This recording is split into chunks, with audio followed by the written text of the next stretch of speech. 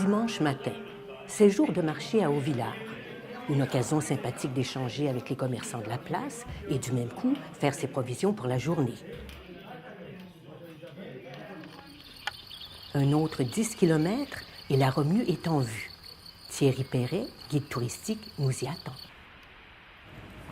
Sur la place du village, les murs et les fenêtres ainsi que les œils de bœuf sont ornés de statues de chats, car à la Romieu, une légende qui date du début du XIVe siècle dit qu'une petite fille qui s'appelait Angéline sauvera le village de la deuxième famine avec ses chats. Car nous mangerons les chats à la première famine et cette petite fille gardera un couple qui se reproduira et qu'elle donnera par la suite aux habitants, car malheureusement, n'ayant plus de chats dans le village depuis quelques mois, les rats et les souris proliférèrent et menaçaient les futures récoltes. Donc ces chats mangeront les rats et les souris, ce qui évitera la deuxième famine dans le village. Alors la légende d'Angéline dit aussi que plus elle vieillira, cette petite fille, plus elle se transformera en chat. D'où cette tête et son buste sur la place du village.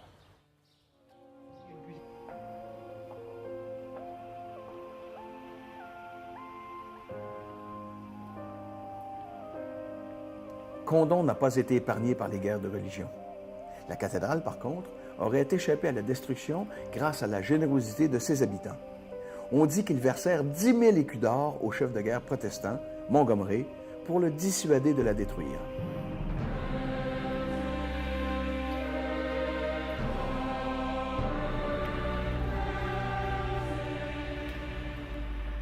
Nous sommes ici dans cette chapelle romane qui est caractérisée par l'importante résonance qui se produit lorsqu'on se trouve ici au centre de cette voûte qui est décorée par des fresques du XIVe siècle.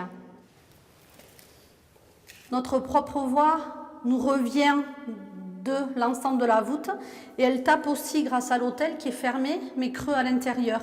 Ça permettait à l'officiant qui était autrefois ici de se faire entendre dans l'ensemble de l'église, y compris dans la nef en haut.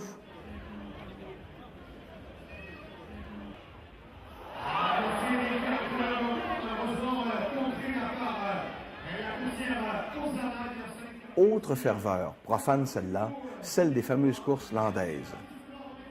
Ici, contrairement aux corridas espagnoles, pas de mise à mort des animaux. Ceux qui courent les plus grands risques, ce sont les toreros, quoique les accidents graves, nous assure-t-on, sont plutôt rares.